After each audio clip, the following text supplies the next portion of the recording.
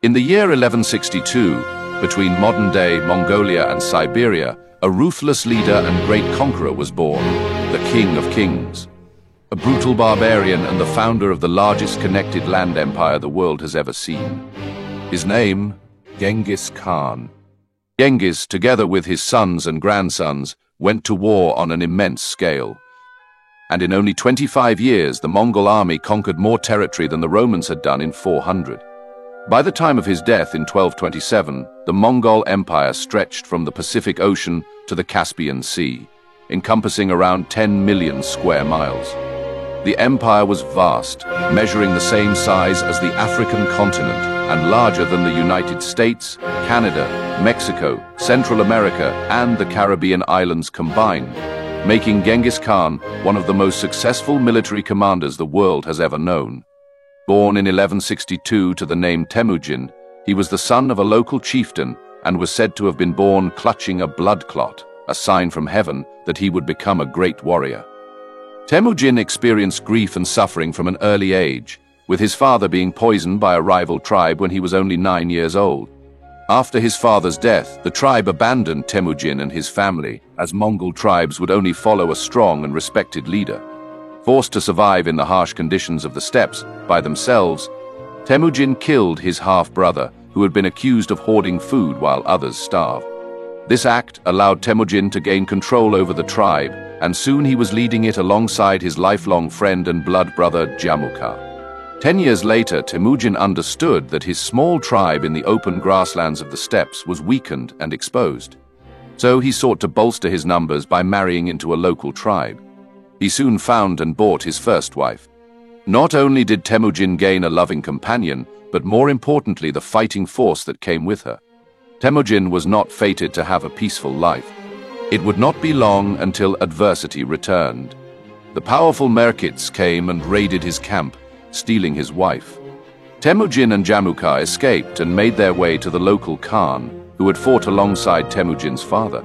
Begging for help, the Khan accepted their plea, and soon Temujin was at the head of a massive fighting force. Shortly after, he took swift and decisive action against those who wronged him, heading to the Merkits camp in the mountains of northern Mongolia. He slaughtered the offending tribe and took his wife back. These cruel conditions Temujin faced in his early years helped shape him into the fierce warlord he was to become, and taught him not only how to deal with his enemies, but also the value of forging friendships and alliances. As time progressed, the tribe became divided as the fundamental differences between the two leaders, Temujin and Jamukha, became apparent. Temujin valued talent wherever it came from, whereas Jamukha believed only those of noble birth should be respected. This led to a rift in the tribe and an eventual split. Jamukha formed a clan of his own. 2 years later, the two would meet again in battle.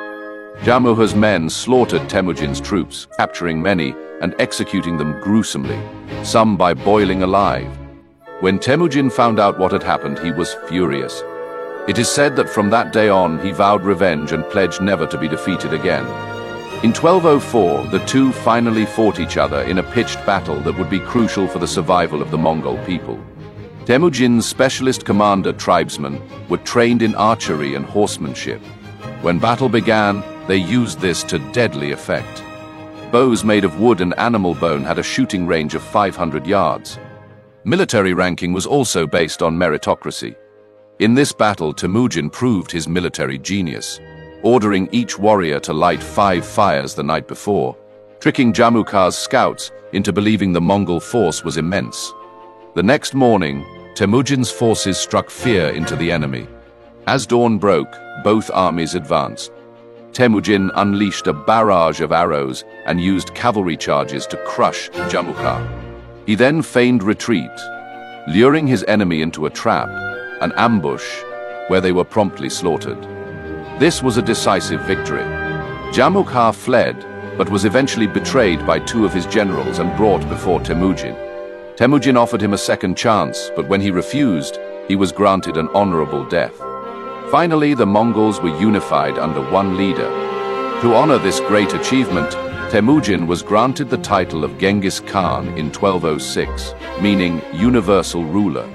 Soon, Genghis Khan turned his attention to Chinese dynasties in the east.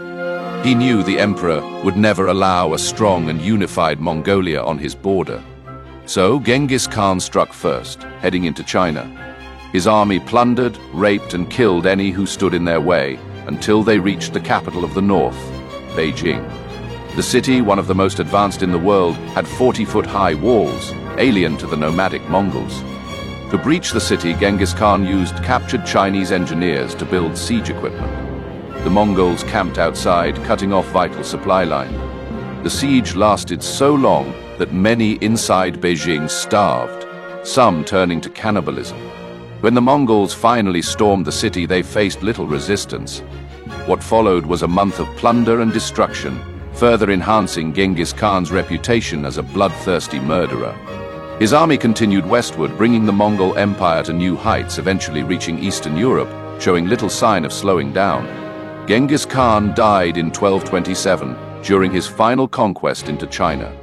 According to the secret history of the Mongols, his last words were, "I have conquered for you a large empire, but my life was too short to take the whole world. That I leave to you." He appointed his son Ogedei as successor, hoping he would complete the divine mission. Genghis Khan was buried in an unmarked grave, and those who arranged his funeral were executed to keep the location secret. Genghis Khan's legacy was not just in blood and warfare, but in descendants. He took the most beautiful women as prizes from every conquest. He had many children, so many that a recent study suggests 1 in every 200 people alive today is directly descended from him. Under his rule, the Mongols developed a complex and sophisticated society that paved the way for modern civilization. They disregarded race, ethnicity, and class, creating a meritocracy where individuals were rewarded for ability above all else. They also practiced religious tolerance, allowing the Mongol Empire to become one of the most diverse in history. In an effort to unify the feuding Mongol tribes, Genghis Khan gave land to each tribe and created a legal system with uniform punishments. He forbade the enslavement of any Mongol, offering equality to all. He also protected merchants and re-established the legendary Silk Road, enabling trade and technology to flow from east to west.